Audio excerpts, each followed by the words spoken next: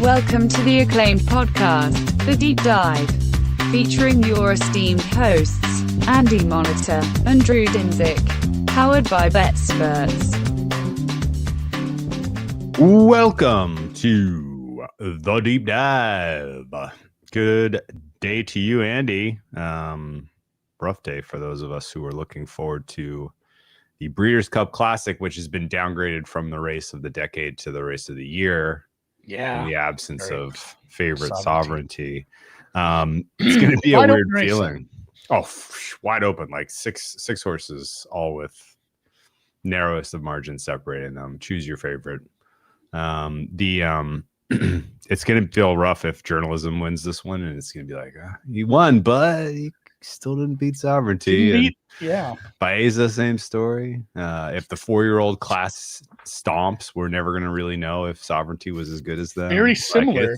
It's going to be still going to be a great race, but yeah. Similar to the second act of the Heath Ledger vehicle, A Knight's Tale, where his character is winning all the jousts, but he is mad because his main rival, whose name I cannot think of, is not there because he's off fighting a war, and he wants to beat that guy at jousting. Weird movie, but my wife loves it. Weird call out. Well, that's like the whole party. He's like, I'm so good at jousting, but I'm not beating the one guy, and that makes me so angry in medieval times. It also features some Queen music. And Heath Ledger, R.I.P. and peace. Either way, I'm still going. I can't freaking wait. It's beautiful here right now in Southern California. It does not feel like fall. I looked into flights. I looked into I looked at popping. Hey, dude, you might be able to get cheap tickets now. No idea what the secondhand market tickets look like. Last year they were so fucking expensive. They're always expensive at Del Mar because it's not as big. It's much smaller. Yeah, much smaller. Anyway, so Drew, right before we come on air, Drew says I have a heart out at a certain time. We got, so we're gonna watch. I don't have a lot racing for 10 minutes. I don't have. There's a few games I won't have a lot to say on. I don't have much to say about it.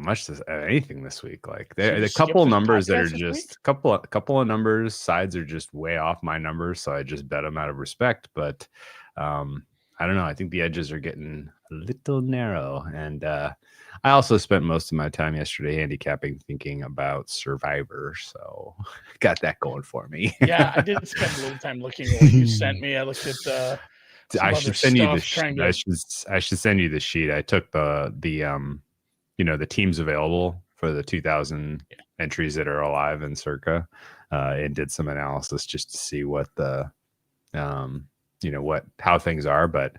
I'm going to save some of those highlights for Friday, as well as our Breeders' Cup Juvenile Day picks for Friday. So tune in to Fuck Around Friday for all of your horse racing and Survivor thoughts.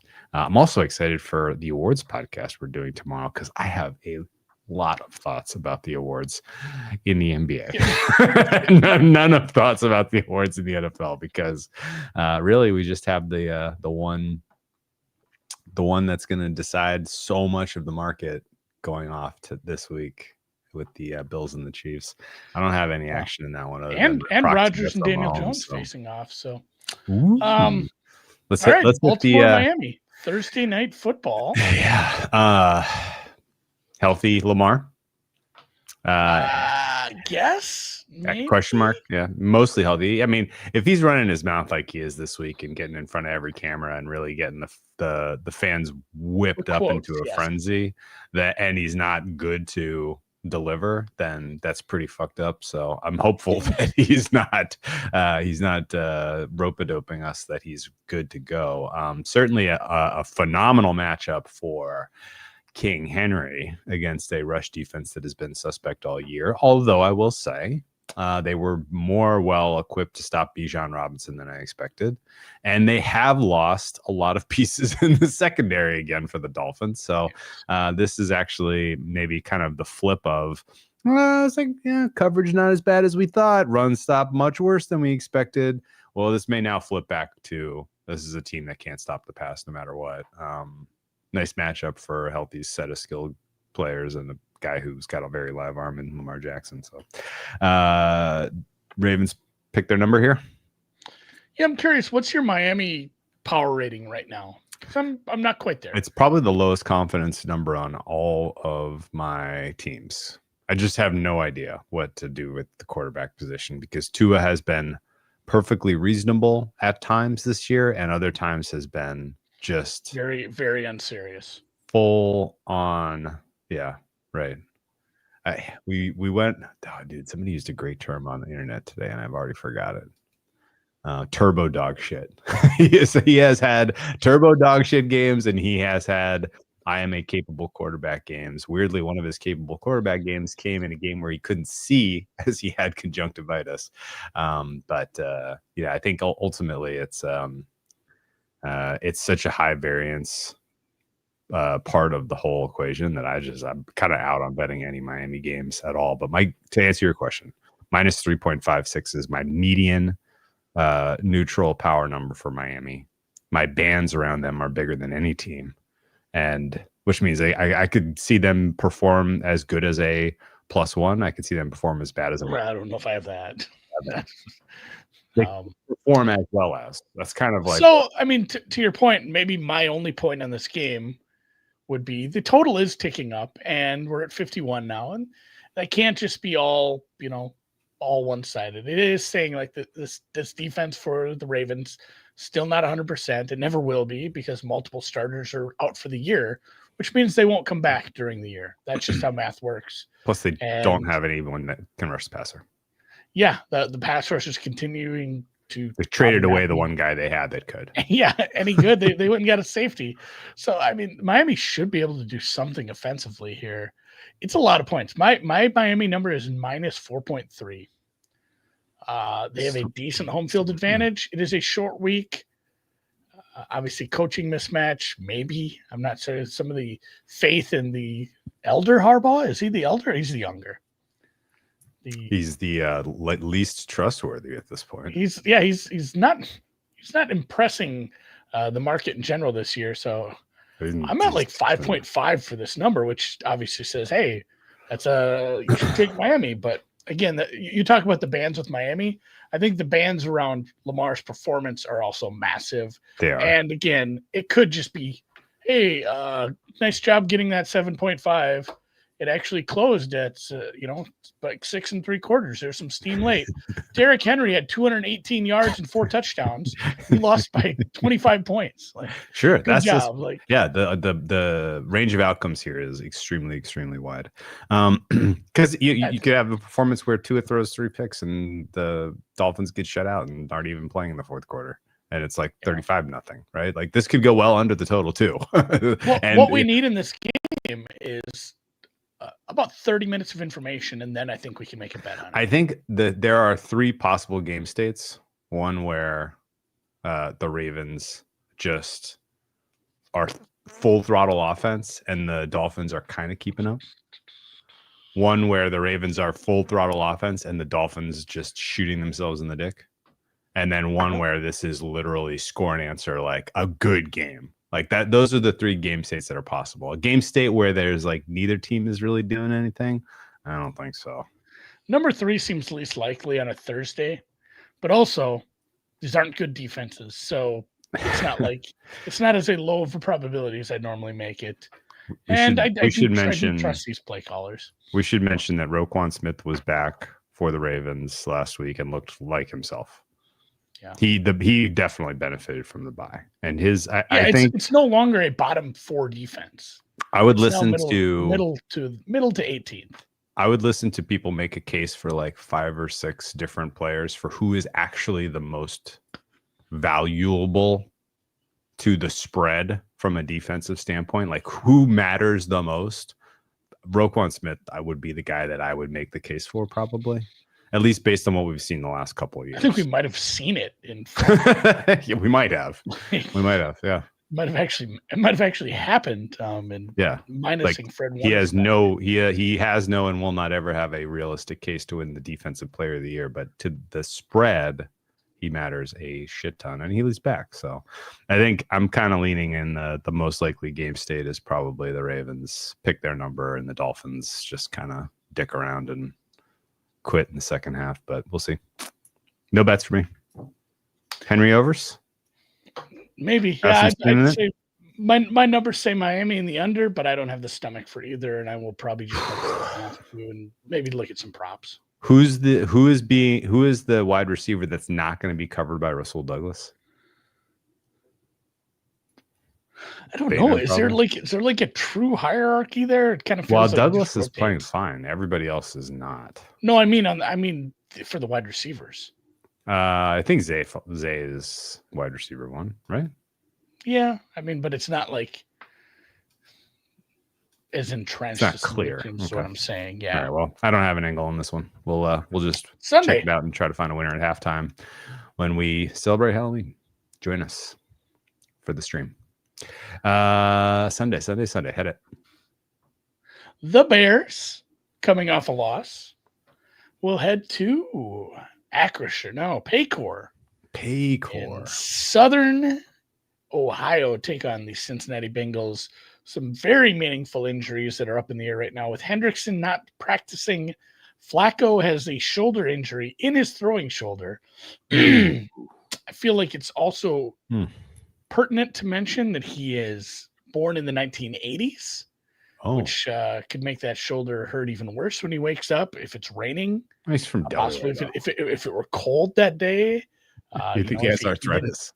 If he didn't take his joint stuff, he didn't take his Metamucil. I don't know. Like it seems bad. They're saying 50-50. I'm leaning heavier towards like maybe 60-40 that this is Browning, and I am very strongly eyeing betting a kind of a shitty team on the road here as a favorite. But the biggest thing for me is it's not going to be on Caleb Williams' shoulders to beat this team. And if it is Jake Browning and we get some turnovers, God bless us. But it really does feel like the Bears should have 200 yards combined rushing in this game. And maybe 50-60, that is Caleb. But I guess it's just sketchy. Taking a mid team. They're not bad. It's just a middling team on the road like this. Some of it is just that matchup. My numbers say if it's Flacco, bet Bengals. If it's Browning, bet Bears at 3. I think 3 is not enough of an adjustment if it's Browning. Yeah. So with Flacco in, I'm even at like 3.5. Oh, really? Oh, yeah. so you're just I have Cincinnati fairly low. I have them lower than Miami. Okay. Well, their defense deserves to be low. I was going to say what positive can we say about Cincinnati right now? They have an elite duo of wide receivers who can take advantage of the fact that the Bears just signed Chauncey Gardner-Johnson and probably start him. It's all coming back together. Yeah, that is the big problem is that Flacco has been able to find Higgins and Chase. I can color one little bit of positive. Are you ready? Yes. Chauncey Gardner-Johnson, very familiar with Dennis Allen's system. Yes, he was a Saint. Does that matter? Maybe a little. I mean, he might have to play. They're very thin back there. But yeah, this is Cincinnati's run defense and cover D are bottom 5. They can pass rush a little bit, not enough for me to feel good about anything. And then bad offensive line could be, a bottom 1 quarterback. Browning might be worse than the Ward and Gabriel if he's playing. The way he's looked in his limited starts this year so far. And then, it's Chase and Higgins. That's it. Cincinnati is a minus 6.9 with Browning, and they are a minus. Let's see. Come on. Oh my God, my computer's being such a turd. Minus 4.57 with Flacco. They're the 32nd defense right now rated. Across my numbers, Chicago is the 31st. So, man, Bears team. This is something too. I did look at this, but boy, it doesn't feel good saying outdoors. Caleb, who has been very hot and cold, hit and miss, more miss almost this year than anything. I looked at the team total. I'm like, well, why wouldn't I just bet the Bears to hit down to 51? Because it's going to be like 27 though. It's a lot of points for a Bears team. Is there any weather potentially? No. So the only I will touch on this quick. We'll leave it alone for the rest of it. The only weather we have possible is Pittsburgh, small tiny chance of rain, and Buffalo again tiny chance of rain. It's going to be a little chilly. I'm not seeing much for wind yet. A lot can change between now and Sunday, but it's not expected to be a week where weather affects much of anything. Okay. So atypical November. Yeah. Which is crazy because we are playing in Cincinnati, the Meadowlands, New England, Pittsburgh, Green Bay. Yeah. This is typically this is the typical week where everybody gets caught by surprise and gets their clocks cleaned on totals, but apparently not. I will note that time changes this weekend, right? Oh, fuck, I hate that. So football's going to start an hour later for everybody. Yeah. Did you see they failed to make daylight savings permanent? So this is kind of what led me to this. Is watching back some of last week. It's like, man, as bad as Fields has looked all year, some of those drives looked so easy for a team with without a wide receiver one. Yeah, and we watched a lot of Jets against the Broncos, so we know it can look bad. And it looked easy. I completely agree. I might play the Bears team total over. Well, that's where my head is at least consideration for secret pod play, because I don't know what the hell we're going to get out of Cincinnati here. And if it's Browning, there could be some defensive scores too, by the way. The Bears have been very good at taking the ball away, and that is masking some of the horrific numbers they have put up on defense so far this year. They are missing. This could be explosives both ways, no doubt. And I may be quarterback agnostic here for the team total. If it's Browning, you get turnovers. If it's Flacco, you might have some scores that push you. Yeah, you not just scores that push it, but like score drives to take a minute 30. Yeah, right. Oh, Chase is open. Hey, a jump ball for Chase. He either catches it or they get a 50-yard DPI. Yeah. Did you see Ben Johnson's quote that he's going to start calling the plays that he wants to call now that they've kind of gotten there? I just shake my head. Why didn't you just been doing that all along? You're the head coach. Has he been going Fezzik on us? He's going to call. Now he's going to call. Now that we're down. Now that we're down, give you the good plays. Give you the good ones. God, he went Steve Fezzik on us. That's right. So okay, I think Bears team total deserves consideration for secret pod play. It does. I don't have much else. Let's move on, and I will set up the Niners Giants. Niners right now sitting at -2.5, -113.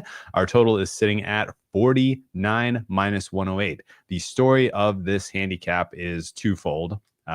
Injuries. The Niners are the walking wounded. Their injury list is almost too long to count, and I do not have a strong read as far as Purdy or Mac Jones here. I will, after kind of setting the table, give you the floor to give your thoughts on that. The Giants will be without, of course, Cam Scatterbo. They already have had their most impactful offensive player in Malik Neighbors injured this year, and their defense has been a little bit lopsided in terms of being very, very strong in terms of pass rush, and very, very historically bad in terms of rush defense. So, really fascinating handicap and matchups. We could go a lot of different directions here, but I do want to point out that the Niners are generating virtually no pass rush at all. So Jackson Dart should have plenty of time to operate offense that is largely passing focused here.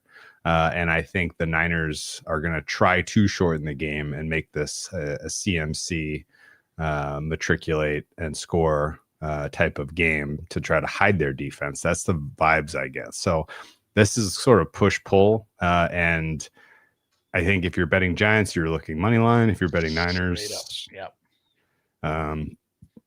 you're betting Niners, you probably are also liking the under 49, because again, a Niners win is they play keep away and don't get their defense exposed, in my opinion. How do you feel about the potential availability of Brock Purdy? It's the same as it ever was. Who knows?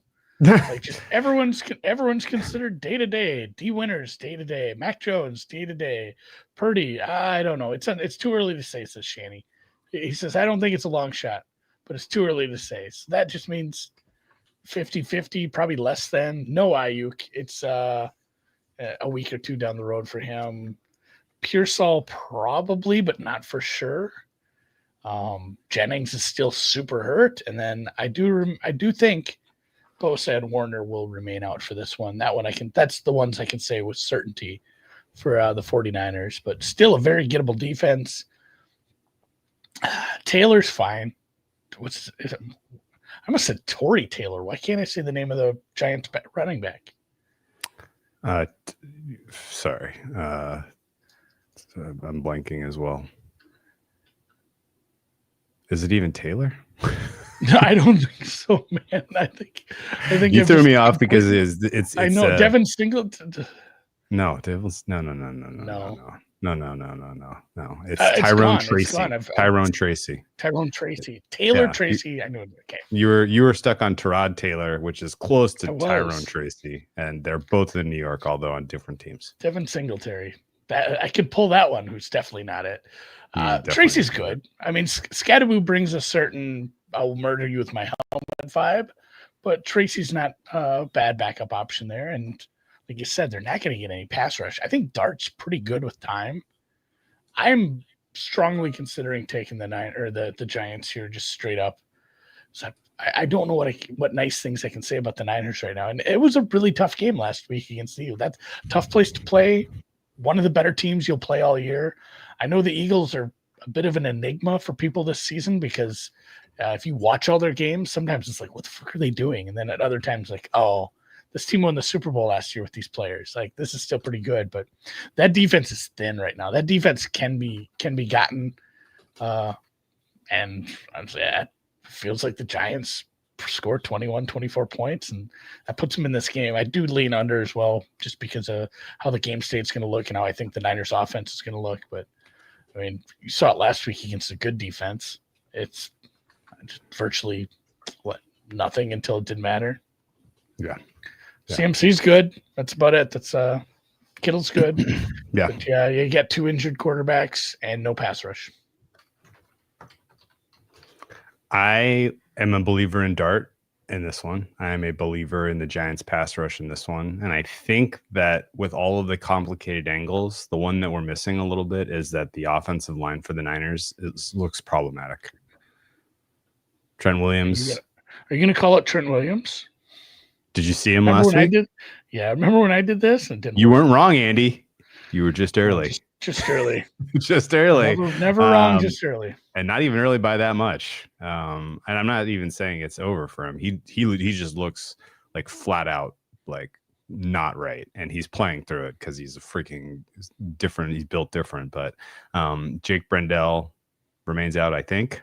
Again, it's the Niners, so who the hell knows with injuries.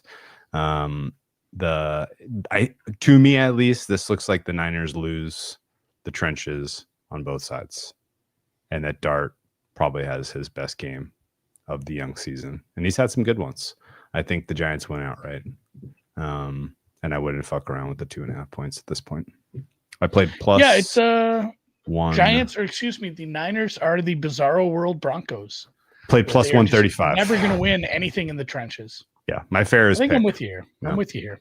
My fair is pick. My fair, before we switch over to the next one, is.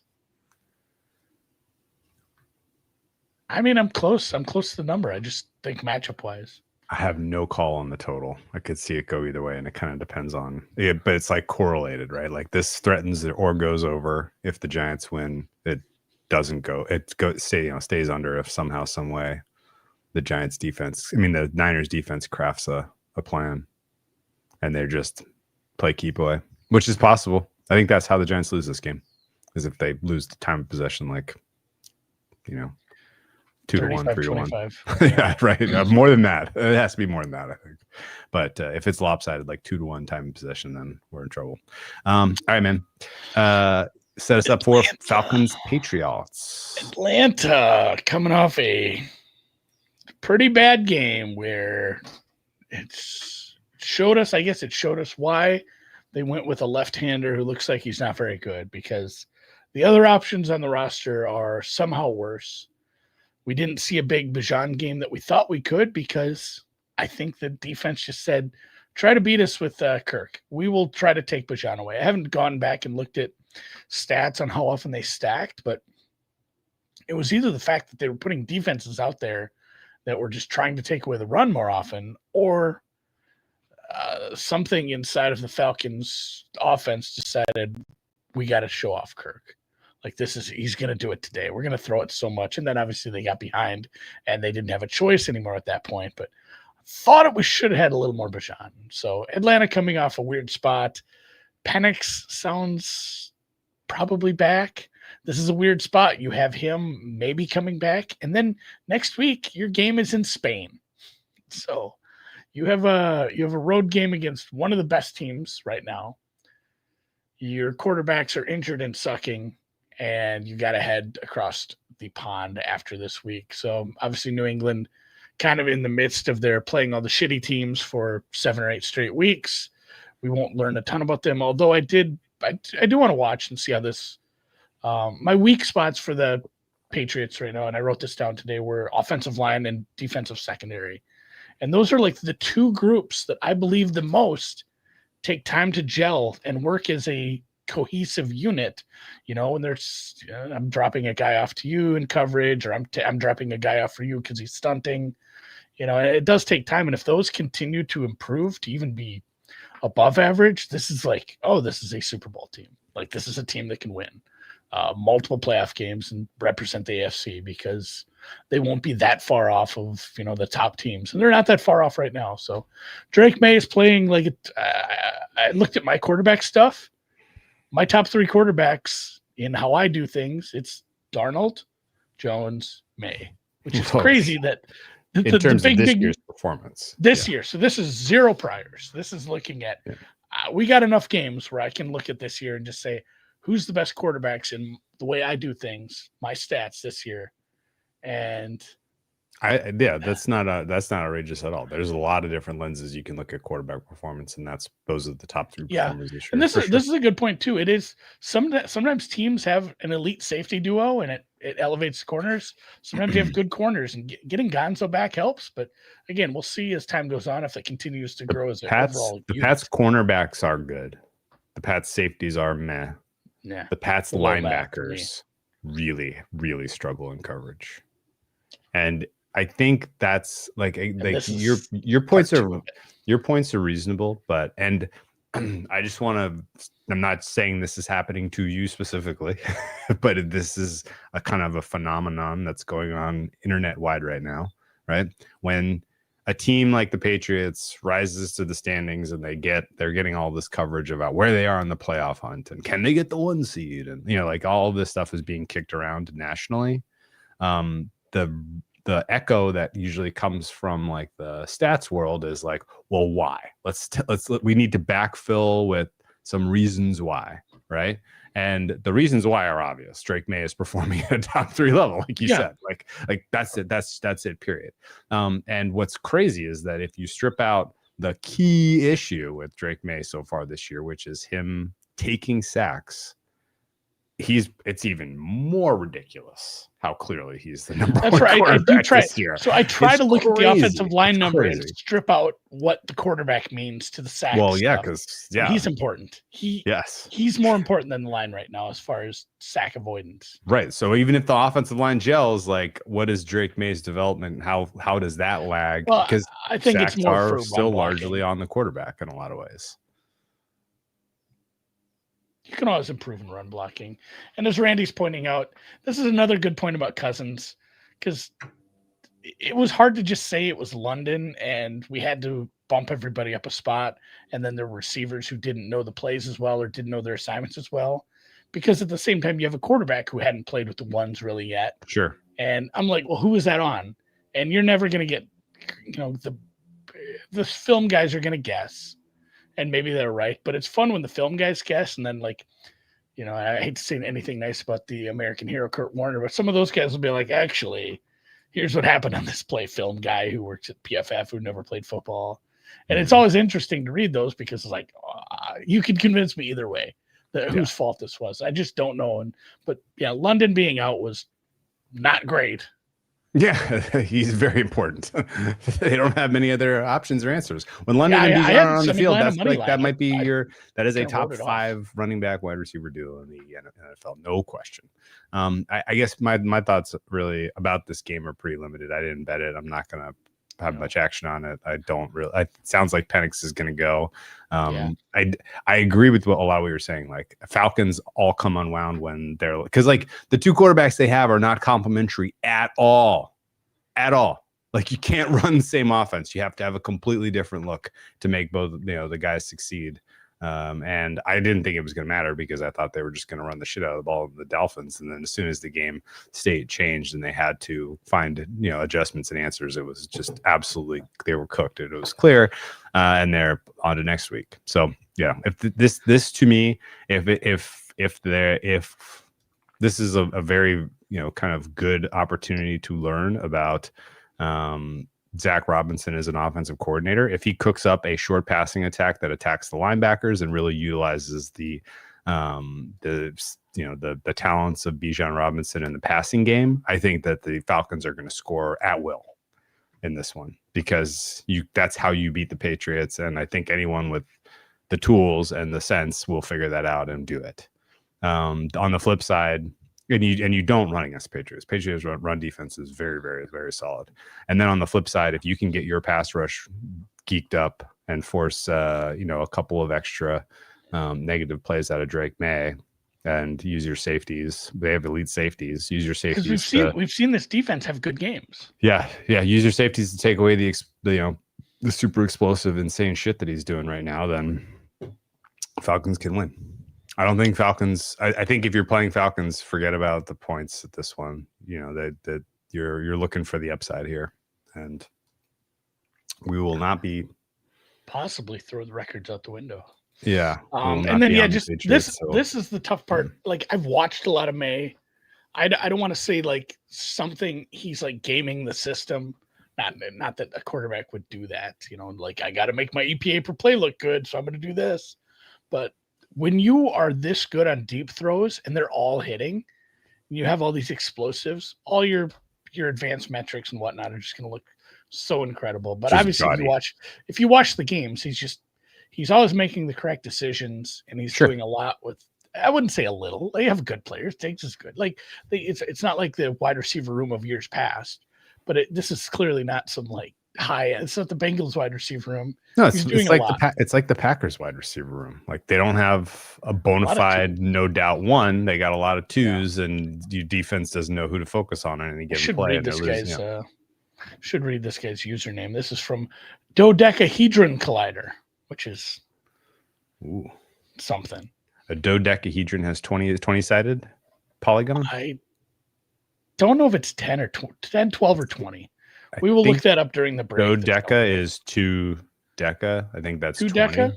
20. Yeah. Dodeca is 20. So 20-sided polygon collider. Ooh, so I was right. It has 12 faces. 12? Dodeca? So 2 plus 10, not 2 times 10? So the 20 refers to the vertices, Drew. The vertices. It will have 12 faces, 30 edges, and 20 vertices. That's where the dodeca comes from. Obviously, you fucking dullard. I'm not betting this game either. So what's the force? Okay, interesting. Also, it's fascinating. It's a hadron collider. Hadron. I knew someone who worked on the God particle. I hopeful that the Falcons give us a competitive game here, but I'm not betting it either way. Although, man, now this total's down 45.5. It's too low. My numbers like the over. Fuck. Maybe I am betting this game. I'm going to bet the over. All right. Over. I'm in. 45.5 is too low. It's come down into my range. I didn't think I was going to be involved in this one, but I think the Falcons can take advantage of the Patriots linebackers here and keep this one competitive. So we are in 45.5. All right. Indy Pitt. Is this me? Yes. I didn't bet this game, and it's really because it didn't come off the 3. I know that's a stupid reason, but I kind of was hoping for some market signal here as to whether a flat 3 was correct or whether 3.5 was correct. And It is -3, -121 right now. So we're getting a decided no comment from the market. Pittsburgh Steelers, it's total sitting at 51. And the Steelers defense is maybe the most interesting question to ask for this one because they're not schemed well to stop yards after catch. And the offensive coordinating and scheming we've seen from the Colts so far this year has been elite. So you would assume that they know if you can attack the Steelers with well schemed pass plays that are high degree of completion and lots of opportunity for yak, that you're going to be able to move the ball in chunks consistently and win comfortably.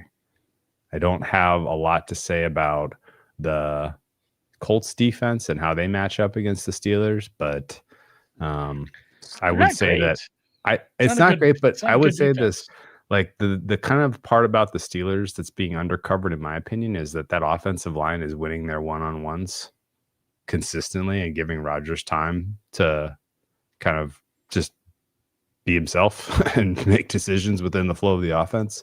I thought they were excellent against the Packers in the loss. The running attack is subpar, but the pass blocking I thought was great. Yeah, I mean, this feels like it feels like it could be a great game or it could suck. I really just I don't know where we're going here. Looking at your offensive line numbers for the year, what is the difference between the two Pennsylvania teams? Ooh. That's my interesting stat on this Pittsburgh offensive line. So I don't have it highly rated, but my Philly number has fallen considerably from last year. They're close. Yeah, I think that's reasonable. That's what sticks out to me. I don't have Pittsburgh high, but they're above average, and they're not far from being a top 10 I have them about the same, and it's because they're doing this. One of them is good at pass block and sucks at run block, and one of them is amazing at run block and has been sucking at pass block. Drew is making his hands 69, which for some reason means that one is good at run blocking, one's good at pass blocking. They're exactly complementary. Beginning in the game in terms of where they're strong and weak. They're complementary where they are strong and weak, in my opinion. Let's just look at pass block, run block, win rates. I'm just curious now. Eagles pass block win rate, run block win rate. Oh, I don't know that I agree with these numbers at all. They're 19 in pass, 14 in run, and then I don't use these heavily in my numbers. I like to look at them, but I thought maybe those would kind of be instructive, but they are not. They tell a little part of the story. I think these numbers are different for different types of defenses, and sure, that makes sense. Teams that are more blitz heavy and teams that have faced more teams that are blitz heavy on the other side of the ball. So I've been wary of the ESPN team win rate rankings. Let me go get the mega chart that Sam Hoppen puts together for the offensive line, because that one is pretty cool. Sam.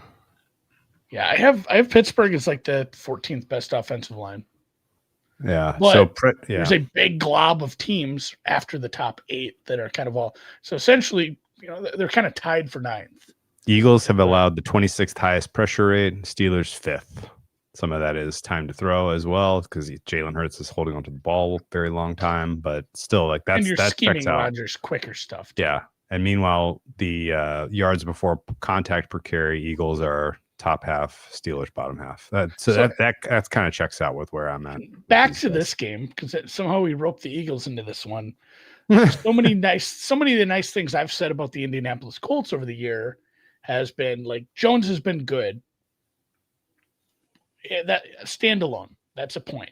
Jones has been better because the offensive line is protecting so well.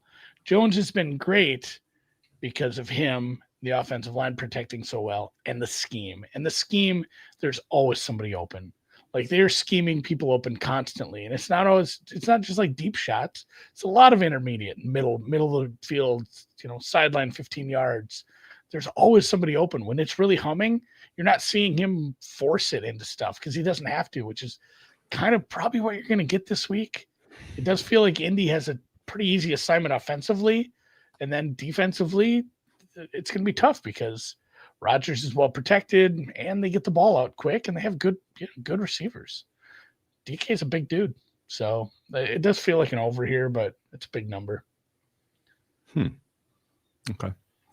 I make this slightly higher, but as numbers start to get into the 50s, my stuff starts to say like, hey, are you sure? But this is my fourth biggest cumulative advantages for the offenses versus the defenses with adjustments in, but it's also, 3.5, 4 points higher than an average total. Dude, you want to know something fucking crazy? A 12-sided die has 20 vertices. I said that. A 20-sided die has 12. Yeah, obviously. What? What do you mean, obviously? Doesn't that just make sense in your head? Well, the faces are equilateral triangles compared to pentagons. So I feel like you should be lighting a piece of paper on fire. You don't understand how easy this is for me. That's incredibly. You need to be wearing incredibly. I love how he always wears cool, a scarf. honestly. A 20-sided die is called, as Andy knows, it's an icosahedron. Icosahedron. Anyway, no more for me on that game. What you said, Panthers Packers, and yeah, I guess this game is going to happen. This game is going to happen. This is the biggest total the biggest spread on the board with the second half really kicking in. We're at 13.5, shaded closer to the 13 at most places. It's looking like we're going to be at a 13.25. And it's sounding like it might be Bryce, which matters, I guess. He's a little better. He knows the system. He's played more. But at the same time, this Green Bay offense was a well-oiled machine, especially in the second half there. If they put a full game together, I guess they're just going to score 40 when you play a bad defense. They might score 40 here. They might hit the total themselves if they decide to keep pushing the ball. But, I make this 11-ish. Again, I can only rate Carolina so low because they do have some nice things. They can run the ball. That's not going to help you when you're down by multiple touchdowns. So not a great matchup, and that's why this is a 13-point spread. I won't be betting this. I will be looking at props in this one. Maybe some of the backup running backs for Green Bay. Maybe I don't know exactly how to approach this, but it does feel like blowout time. Fourth quarter is not watchable, and Green Bay's wiling it away because I don't know. It just doesn't feel like a team of this caliber of defense, that is to say bad, is going to be able to stop much of anything. And this was I believe, one of my lowest rated defenses now. It was bad to start with, but they've had injuries too. 28. Yeah. Can't rush the passer. Oh, that's what it was. I was looking at who my best things were today. Like who's my best in my raw numbers? Who's the best offensive line? Who's the best? And then I looked at who's the worst, and Carolina was 32 for pass rush for me. Yeah. You know what else is a weak number for Carolina?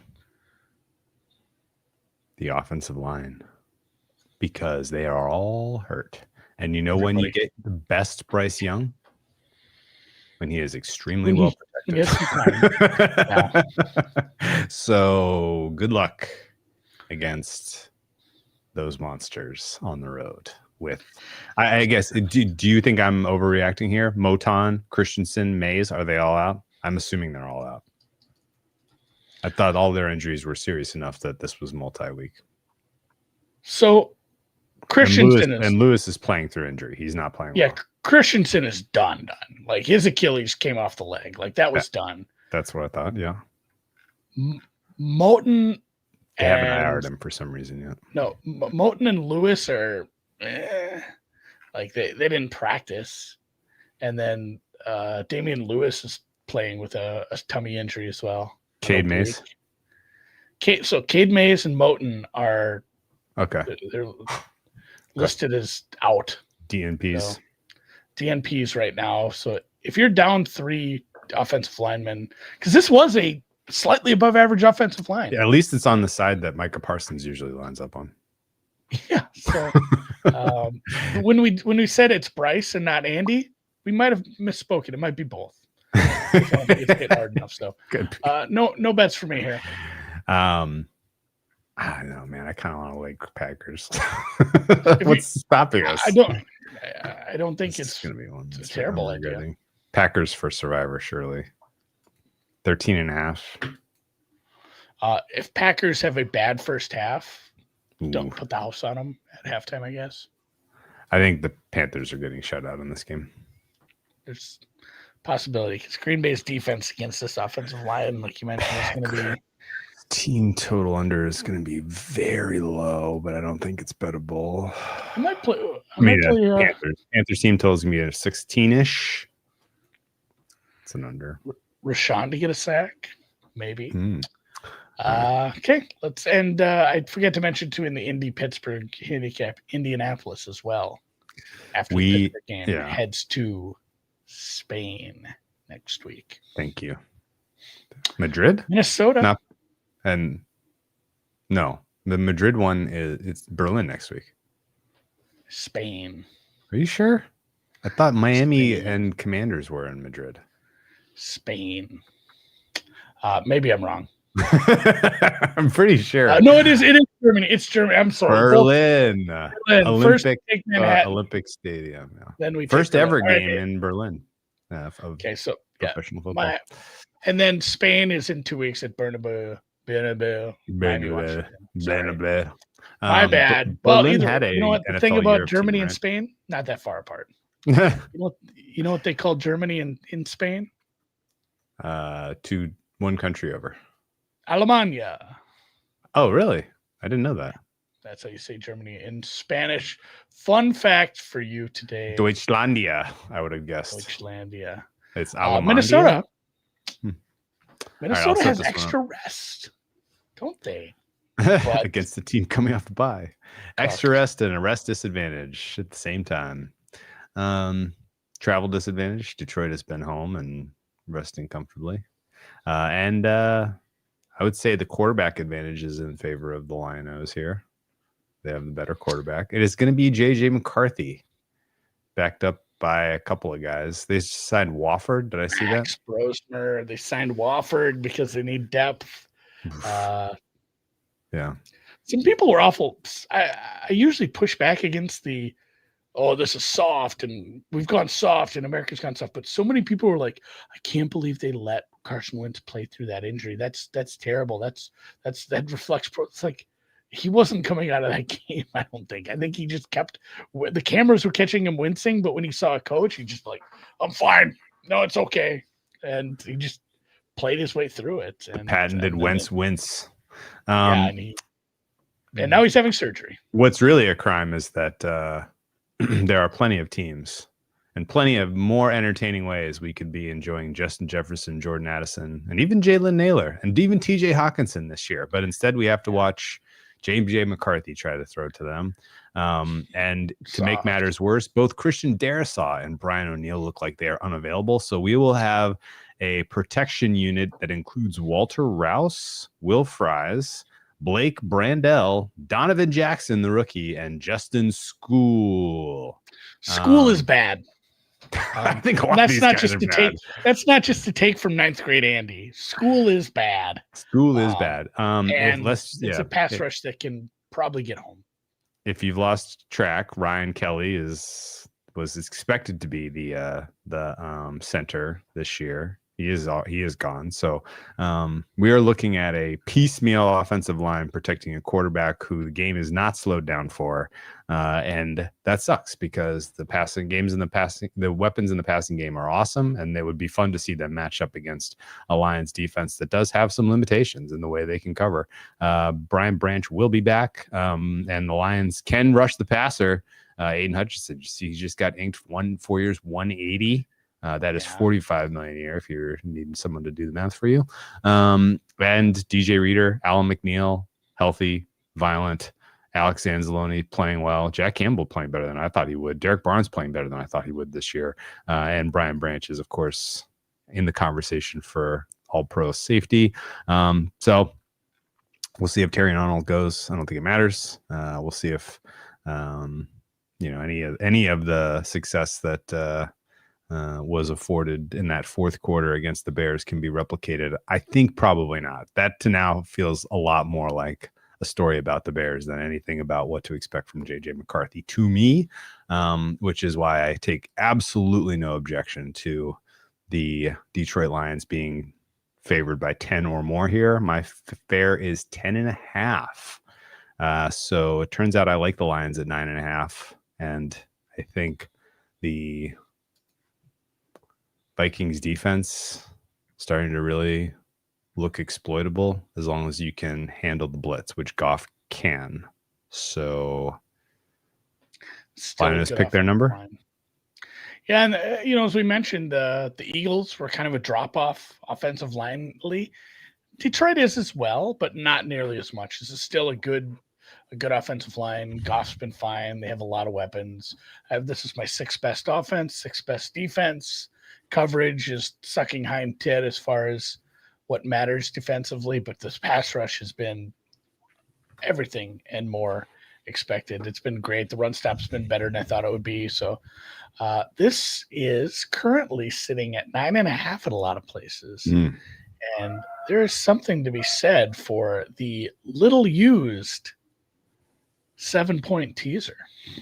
It only works on 7.5s, and you should be able to try to get it for minus 130, minus 135, if 140 at the worst. But I have placed a Lions minus 2.5, Chargers minus 2.5. Sorry to hear that's not going to get home for you. Lions, you think the Chargers are not going to win the game on the road? Kind of hoping they lose, yeah. I mean, it'd be funny. For it'd be survivor good for purposes. Survivor, but 97% of the pool has Chargers. I think something like. Go look at the Titans injury report. Like, there's no help coming. Is Simmons going to play? Why did it come off 10? I bet 10. I think people are just number grabbing because it's a home team getting that many points. Diabolically large number. Yeah. Yeah, it's just here's a massive number. Yeah, but this team sucks shit and really good. I don't know about Ridley either. We'll get to that game in a second. Ravens, Packers, Linos, Chargers, Rams parlay is plus 130. Who blows that? One more time. Lions, Chargers, Ravens, Packers, Lions, Chargers, Rams.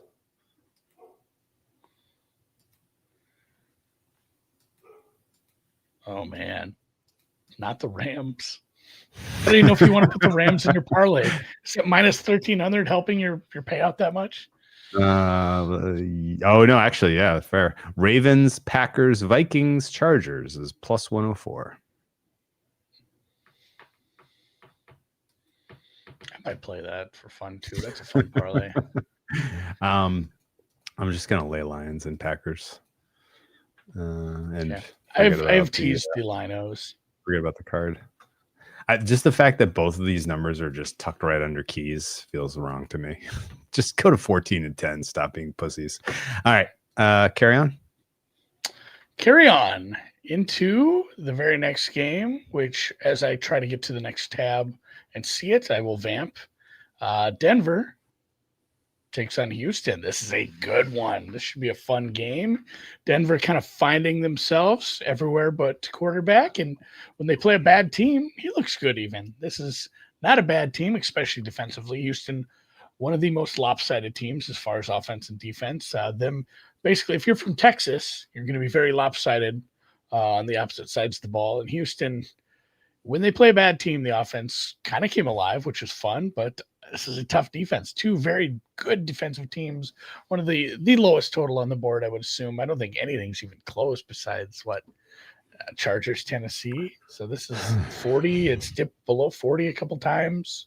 Where are we at right now? I haven't updated this total. It is 39.5 juicy to the over at some places. Circa has 39.5 minus 10, 40 at others. So low total for a reason. Quarterbacks who've looked bad when they play decent teams, defenses who can get there. And as we mentioned with Denver, just destroying people in the trenches, both sides of the ball. I worry about Stroud here. That's what tips it for me. And I just can't quite get to the point where I make Houston a favorite. I make Denver about a 1.5 point favorite. And the biggest matchup is just going to be you talked about the pressure rate, and we've brought this up, and this is something you've brought up numerous times. I love your little talks on this, and you keep kind of arguing with yourself. Like the pressure rate that Denver is getting right now is unsustainable. Yes. It is not possible for someone to do this through a whole season. That has to regress. I don't think playing against 5 flaming bags of garbage protecting CJ Stroud is what's going to make that regress. So maybe next week it regresses. It just doesn't feel like it. I think it's, or maybe they just set the new mark. They picked their number for sacks in this game, I guess. So I can't see Houston having any modicum of offensive success sustained throughout this game. And Denver has been scheming well. They send a new tight end.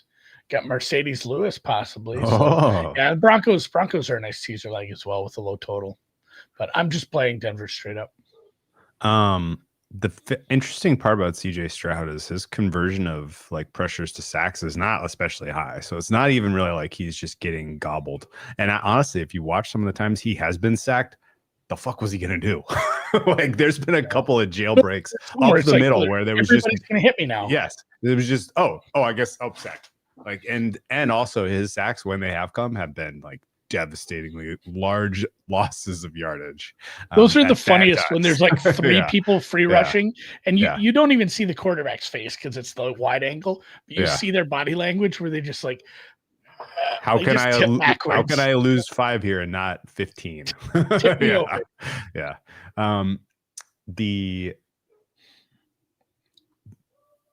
I think the key here for me is beyond just the fact that like the pressure rate when it has come against the Texans has completely unwound their offense, and you don't need many more examples than the 2 other NFC West contests besides last week where they went up against the Rams week 1 and were drawing dead. They went up against the Seahawks on Monday Night Football. That happened late, so you guys may have missed it. They were drawing dead, and this is now an even better pass rush somehow. So good luck. I don't think there's much hope that the Houston has better than like a 16th percentile offensive output here. And their floor is 0, honestly. Denver, on the other hand, I think has a higher floor. This is still a very good defense for the, for the Texans. That would put them number 2. They have a really, really good offensive line, and I think strength on strength, yes, versus weakness on strength. Yeah. And I don't know that they need to score that many points to win this. You know how I would attack Houston? Just take some shots. Like you can beat these guys if you take some shots. And I know that the Bo Nix has not been great this year. He hasn't been bad, but he has not been great. And to me, like a lot of it is like if he's just a little less geeked up when he throws those deep shots and he's not overthrowing guys, then it all kind of comes together. And it is what was promised from Sean Payton in the preseason as far as this offense being legit. And I feel like we could come out of this game and that could be the big talking point, right? Like there is definitely a world where, people... And again, like the market likes Houston here. Disagree. I think it's a certain thing, and I get it. But him being out mid-game and him being out with a week to prep around it is different for me. And the quarterbacks are not the same. Like one is a big-armed stud who just has had no luck, and the other one is CJ Stroud. Yeah, and I'm I don't know, like. If you were playing a team that could neutralize your pass rush, then, and again, like the offensive line for the Chargers at that time was in a lot better shape than Texans have ever been in, let alone right now. So I don't know, man. Maybe CJ Stroud really has kind of settled into what we're going to see from him for the rest of the season. But I think the rubric is pretty straightforward. Like if he's facing a violent pass rush, like count on it looking bad. Yeah, go watch some of the Seattle. Yeah. And if he's going up against the team that can't rush the passer, it's going to look like last week, and he's going to be like, "Oh shit, this guy's the rookie we remember." Yeah. And then real quick on Surtain before we move on, they have a bye week in 3 weeks, and they're opting not to put him on the IR, which tells you he's coming back after. Tells you he's probably missing 3 games instead of the 4 to 6. So good news for them. And yeah, we'll see. If I'm wrong, it's definitely because missing your defensive player of the year is making the pass rush that much more. Or because Bo Nix threw his 3 picks. Singletary. If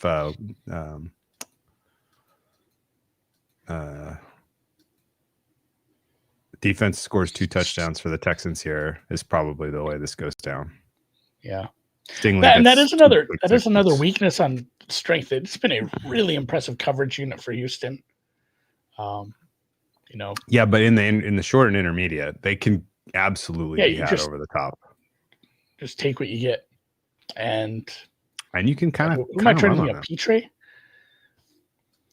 You can kind of run on them. They're better than average, but they're not great. That's another thing too. This has been such a good run blocking front for the Broncos. Mm-hmm. Even like good running backs, RJ Harvey and J.K. Dobbins. You're making them look great. Yeah, shorten the game, guys. Denver for me. Denver for me as well. I played money line. Plus 104 money line for me. Did you set that one up, or was that me? I think that was you. You go ahead. We are wrapping up the early slate with the last mega fave of the morning. Chargers are 9.5-point favorites right now at the Tennessee Titans. Total is sitting at 43.5. This once upon a time was Chargers minus 10. I played Titans plus 10 through gritted teeth. Some of that was hopes and prayers that Jeffrey Simmons is available. I'll probably buy out of this if it looks like he is trending out. I'm not even kidding. What did I get price wise on 10? Simmons and Ridley, no practice today. It's Hmm. Wednesday. It's just Wednesday. Simmons is the more important player. I know, but if they both don't play, this could be bad. The young backfield wide receivers have a little bit of something with life. Cam. They got some life. The key is really just going to be: do you have an all-pro defensive tackle that can take advantage of the weakness of the interior of the offensive line of the Chargers? If you do, you're live. If you don't, you're not. I don't think I have much else to say. McCoy revenge game do anything for you? Not really. You have to have bullets in your gun to get revenge, and he doesn't.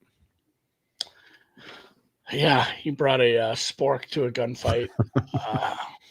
It's a road game, but again, the Chargers have extra rest. They played off Thursday Night Football off a walloping of a Vikings defense who has a lot more players than Tennessee does. It feels very, hey, what if it's just the same? Another road game, I guess, but again, extra rest, and you're playing an all-time bad offense here right now, and it's going to make your defense look a lot better than it is. Like I mentioned, I teased it. I combined it with Detroit. Cool. I don't disagree with that, except for I'm hoping you lose, because that would knock a lot of Chargers survivors out of the contest, and I think that we will most likely we still have to decide. Herbert's been out and about. Maybe you Herbert's can been at the World Series. Yeah, is he even focused? He was at the Laker game too. I mean, he had 10 days off, and they're playing the Titans. They're probably not even practicing today. They might just do one run through on Saturday. That does sound like a Jim Harbaugh kind of approach. Jacksonville. You got nothing else on that one. Heads to Las Vegas. Oh, we're in the 4 p.m. slate. Both teams off the bye. Equal rest here. This number is still sitting at the 3, I believe. Yes. 3 minus 109. Yeah, depending where you're at. Some places are a little higher. Circa FanDuel minus 15. ESPN bet, which is not somewhere I bet, but they have a 3.5 plus 105 for some reason.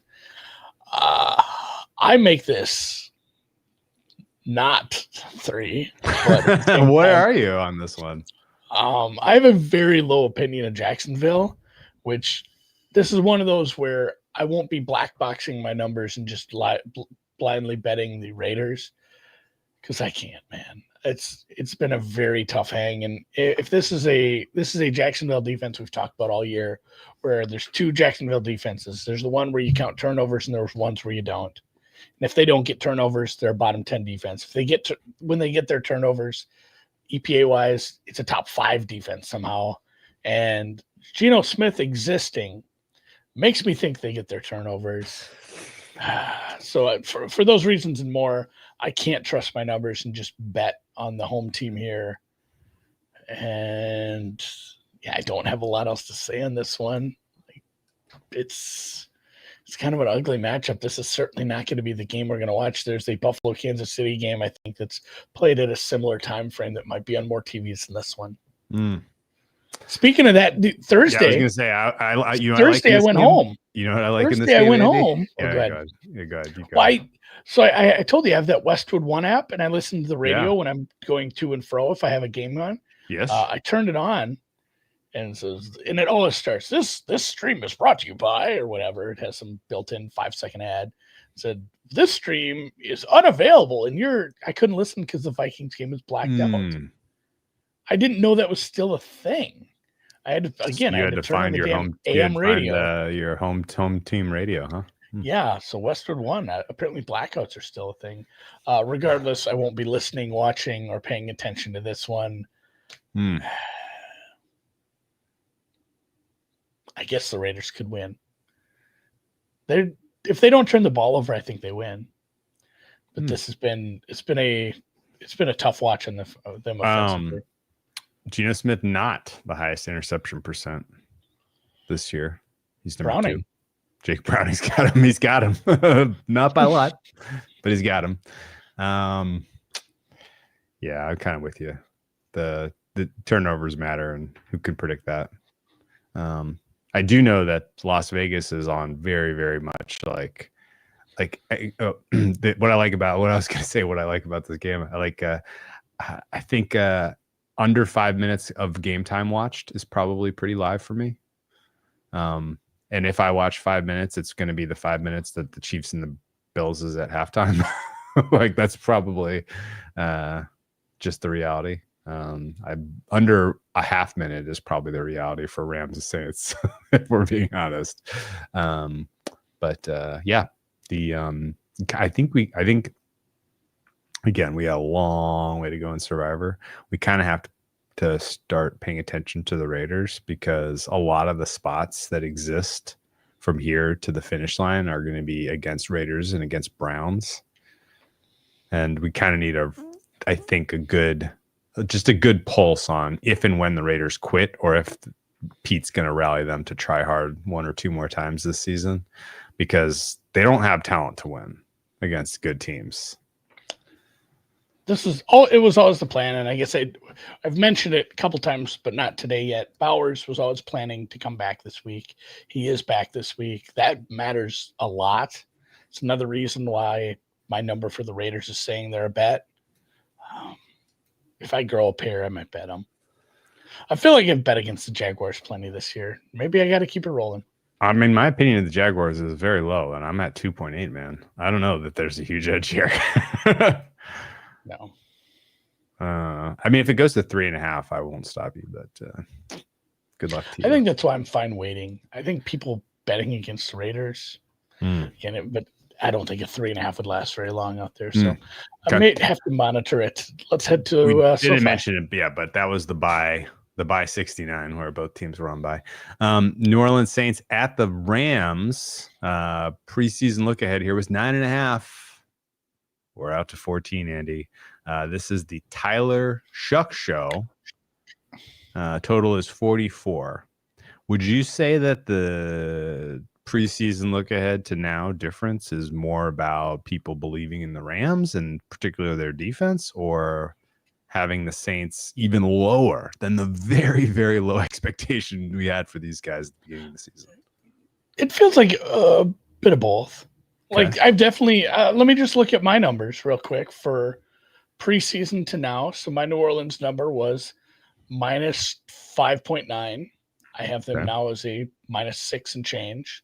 So they've gone down. And then my Rams number was I don't think I was as bullish on the Rams as you were Like either. one-ish, one and a half-ish. 1.78, and I now have them as a 3.8. So they've moved up to a full 2 points in some. So I guess in my numbers, it's more Rams. There was concern about Stafford coming into the year. Obviously, they were without Cup. Yeah, We had to see sure. what that looked like. We had to see if this defense continued to maybe overperform expectations with so many young and newish players that were just kind of all working out. But everything's been pretty hunky-dory, and the Rams are one of the best teams in the NFC. Puka back. And Puka back, yes. That is the that is the assumption We as get well. to see the debut of CB4 Roger McCreary. Maybe. I guess. I mean, they traded for him for a reason. Yeah. Sam likes he the might be out over there. here. Sam thinks LA could get get to 40 by themselves. Two of the fastest paces teams in the league. That's fair. Also, the very, very, very real chance that the Rams defense scores in this one. Shuck in the preseason was an over machine. Like on consecutive passes, I feel like he had a pick six and a bomb for like 80, right? Like he's definitely he's going to give you everything. He's not going to be the check down merchant that Dylan Gabriel is. That's for damn sure. And I don't know. I don't know that I definitely don't disagree with them going to Shuck from Rattler, because you kind of know that Rattler at best is a backup quarterback. The development's just not going to get him anywhere close enough to competing with. So you're going to be drafting next year. You might as well start Shuck and hope that he sucks and you get the first overall pick, I guess. Yeah, for me, it's Shuck slightly higher ceiling. God, that front office made a lot of moves. Know. The front office made a lot of moves that was kind of like we don't know who we are and that we're this bad. Do you have is there a future spot where LA is more valuable? They're not a holiday team. Yes, there is. But doesn't matter to us because we used them. Yes. The delta between them and the Packers this week in terms of win probability is effectively nil. So there's not like a huge you're gaining on the rest of the field by using the Rams this week in terms of win prob. The later in the season there is, and I'll tell you when. If you haven't used the Rams yet, I would save them for week 13, where you're going to get them at the Carolina Panthers, because they are probably going to be double-digit favorites on the road there, and the next biggest favorite on the card might be in like the 7-point-ish range. So that's the big delta for Rams, bigger than the next biggest favorite. Yeah, Shuck is going to run and he's going to throw deep, but he's also going to get sacked a lot because the Saints are bravely not running out an offensive line, from what I can tell you. they made a conscious decision. Well, yeah, they've had injuries, and I think that's part of the reason we've seen worse play from Rattler as well. Sure. And they probably have some guys on the trade block. There's a decent chance that Shaheed gets a look somewhere else. Not to say that he'll be gone. What stinks, and somebody mentioned this, I forgot to bring this up when he said it. Foo says, can we talk about trade talk possibilities tomorrow? Yeah, we'll bring it up. I got time tomorrow. Should we do like a super long show? We'll do awards, NBA awards, and trade talk. I got nothing else going on Thursday. We'll see if there's an earthquake. No, if there isn't, maybe. That's a good call. Okay, I'm not excited. All right, man. You get first crack at the main event here. Chiefs, Bills. What do you got? Chiefs, Bills. Yeah, it's a banger. You don't have to bet this. If only we knew these two teams were close. Yeah, this is a 2. Kansas City now a 2-point road favorite, which is more than I have. I have Kansas City here as a minus 1.26. That is my fair line. As we mentioned, there is a small chance of rain here. It's kind of far out for us to figure that out right now. Total up to 52.5.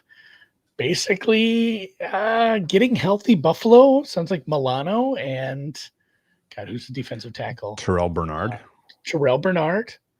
Looking like they're coming back. Pacheco done so for a bit. They have some other running backs, and maybe matters less now that they're healthier in the wide receiver room, which I think is probably pretty big. It could be a big Kelsey game, even with Milano back. It's still a soft, squishy middle. Feels like Kansas City can just Kansas City their way down the field in this one, and then it'll be up to how do we get good Josh or do we get great Josh? And if we get great Josh, we're going to have a barn burner, and this does get into the 50s, and this game is electric. If we get bad Josh, we could end up with just okay, good Josh. This could end up one of those second halves where Kansas City wiles the game away. What did you think of? What do you get when you guzzle down sweets?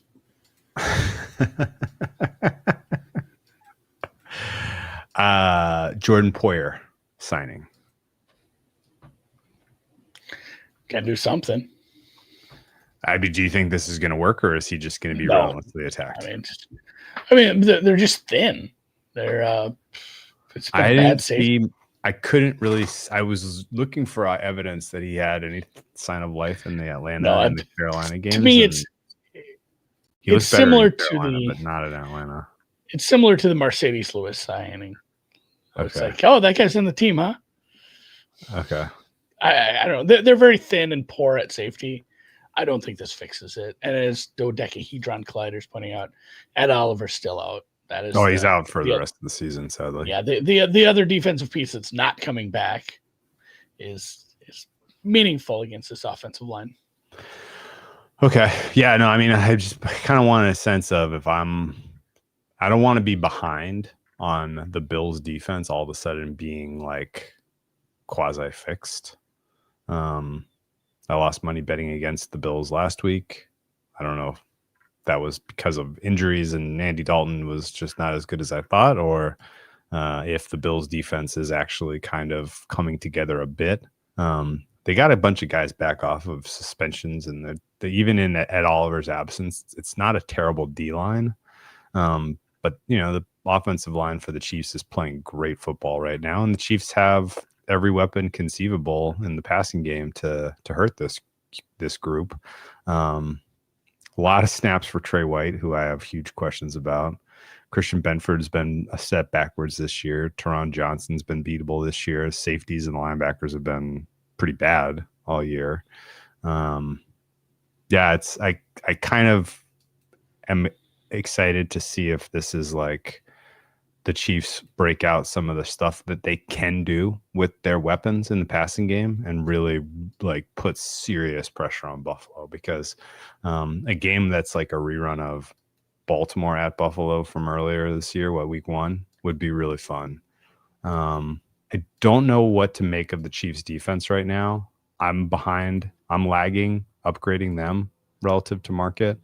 Right now I have them as a pretty okay run stop, a little bit better than average pass rush, and a good coverage unit. I have good pass rush, great coverage, and I'm below average on run stop still. Yes, same.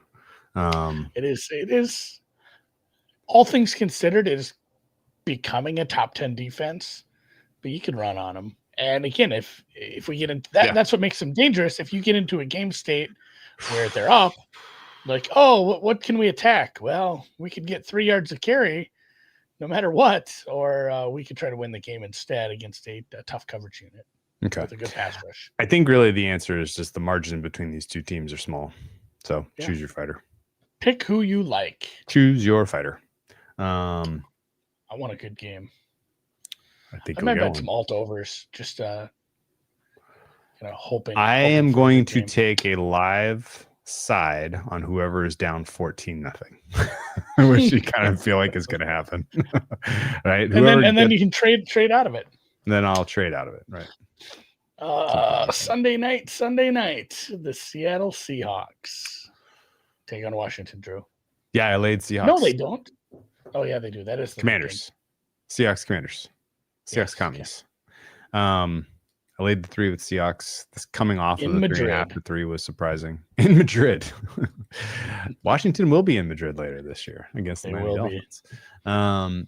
This game is in Washington, Jaden Daniels will be back, and the Seahawks are coming off of bye. Of greater consequence potentially for the Commies is that their most important offensive lineman, Laramie Tunsil, left the game and did not return. I think he's going to be out. Terry McLaurin aggravated a quad injury. The fact that it was worded that way when it was reported does not feel good. I think that the keys to the game here are offense for the Commies has been built around success in the run and staying ahead, of expectation, and then that unlocking some deeper shots and or some Jaden Daniels scrambles. I don't know how effective Jaden Daniels scrambles are going to be anymore with the injury. He's the hamstring, is, to me at least, should be limiting in terms of his rushing output, or even his interest in running, let alone his ability to elude. And you know what is going to make it even tougher for them to run, Andy? The Seattle defense is as good as any defense is at anything. The Seattle defense is good at stopping the run this year. They are outrageously high in terms of negative EPA per rush to this point in the season. And I mean, you watch the tape and it that's the key to their success. People would probably want to point at the Mike McDonald simulated pressures, confusing the quarterback, changing the chess pieces kind of thing. But really, it's just they're making it tough for teams to sustain drives. Oh, Terry was ruled out already? Oh, I didn't even know that. So this happened during Why the did show. it come off 3.5? Is it back up to 3.5? This happened like 35 minutes ago. This happened while we were recording. So Tunsil didn't practice, Matt Gay didn't practice, and they said Terry's not playing already. So this is still available for 3, and I bet this at 3 earlier today. Before I was feeling like Terry was like 80-20 out. I didn't know that Tunsil would be, the hamstring was this bad. I thought he might be limited, but when it happened and how quickly they rolled him out for the game, I've kind of put I thought maybe the game state was like, let's not get any more people hurt. But even with Daniels back, with those 2 injuries, my numbers. Look, if Daniels beats me without his wide receiver 1, without a running attack, and without scrambling, then I'll live with it. Yeah. So you like this too? We're simpatico. Seattle. There are a lot of similarities this week. Seattle. If Seattle. This wasn't, if were it not for the injuries, this would be a clear pass. Yeah. Well, I think other side of the ball too, Devon Witherspoon coming back. He's your slot corner, your nickel, your box safety. He's your silly rabbit. Does he call you that? No.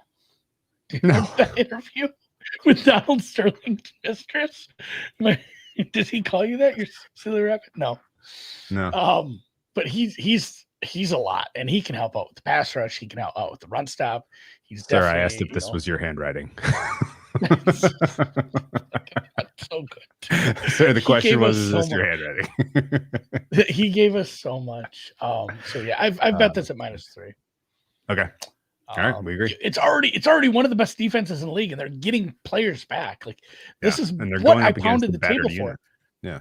2 years ago in the summer, this is what I pounded the table for. I said, hey, when he was at Michigan, hey, when he started with the Ravens, it took like 18 months. It took 2 years to get this Mike McDonald defense to where it needed to be, because he has to have his guys. And last year, he just like, these aren't my linebackers. Give me different guys. Draft me another safety, even though I have safeties. Draft me another corner because I already have corners. Like, he's just adding all these pieces. And now this defense is starting to look sick. And yes, I love this. I love this spot. All right. Every matchup really checks the box for Seattle here. Their offense versus the Commanders' defense is a mismatch on pretty much anywhere you want to line up. We haven't even mentioned how efficient Darnold has been. Yeah. I would say that the Commies defense gave you a little bit of in the damn league. Yeah, you got a little bit of a spirited effort out of the Commies defense in the absence of Dorrance Armstrong. They had some nice pass rush moments, but I don't think that lasts. Marshawn Lattimore, congratulations at finally making a play for the first time in a commies uniform. I don't think that lasts. And yeah, Wagner gets to go up against his old team. Best of luck. I hope they target you 500 times. 30-second handicap. 30-second handicap on Monday night. When Dallas plays a team with a real live defense, they're probably going to lose. When Dallas plays a team without a defense, they're going to score 30. This is my 24th ranked defense. Yeah, I think Dallas team total, very live, and anytime they play a bad defense. They might not win the game, but it might be 32-30 Arizona, but I probably will have Dallas team total. This total is what, 54. It's gonna be like 28. I sold out to Dallas -3 here. Yeah, you like Dallas. This is probably my last stand with Dallas at their current rating that I have. They are going to score on this defense. It's basically the handicap. It's like I saw your power numbers, so I know the answer already. But I have Dallas as a +2.5. You had them as like a +2.5, didn't you? Yeah, I have Arizona higher than you though. I'm close on this number. I'm about a 3. Arizona's getting a little bump for being off the bye. You get a little bit of rest advantage there. Although an extra day for Dallas to prep here, it just the whole handicap is Dallas's offense is going to thunder truck for a while, and it just depends if Arizona has some bad third down plays. If Arizona scores in every other drive too, they'll stick with them. Should be a good game. What, Drew? Before we let you go, and I know you're having out here in 4 minutes, what is your bestest bet of the whole week? I have a hard out too. Is that Indian food is starting to hit? I have about 3 minutes before I have to go shower fart. Give me Lions 9.5. Lions 9.5. That's wild. Is it? It's a bad JJ McCarthy behind that offensive line. No, it could be bad. It could be bad news for the Minnesota Vikings. That's why we got Derp Dog back up. He's hiding the shame. If only we had an example of what the Minnesota Vikings looked like when their offensive line wasn't healthy against the Detroit Lions to point to. Yeah. And that was a more experienc't quarterback. With a really lighting the league on fire. with a quarterback who just threw 35 touchdowns. God, mine's still Denver. And I know that's a tough matchup, but I do like Denver quite a bit, as well as that Bears team total over. I'm just going to be a lot of close games. Secret pod play, Bears team total over? 27? Yeah, let's do it. Let's do it. Ben Johnson, call a good place, buddy. What is the shower fart? What is it? Rams, Jacksonville, Vegas. Saints. Oh, yeah. So shower fart doesn't have to be two bad teams. No, it's just an unwatchable slop. Right, a non-compete. Yeah, this could be a quick. This might be the 3:00 game that finishes the soonest, as the fourth quarter is just running the ball. Again, my over/under on minutes watched to that game is a half. I probably am hitting the under. I'll have Red Zone on. At 3:00. The good game gets the big TV, but Red Zone will be on a different channel. Pack Panthers might be really boring, but Micah Parsons might give us 5, 6, 7 sacks. Can he do what Myles Garrett did to what's his name? Drake May last week. We'll see. Micah Parsons. All right, let's get you off. All right, man. Great show. That way. Great show. Good job by you. So. And tune in tomorrow for Sports Talk. Let's do some awards live. Halftime. Okay. I'm pumped for that. Exciting.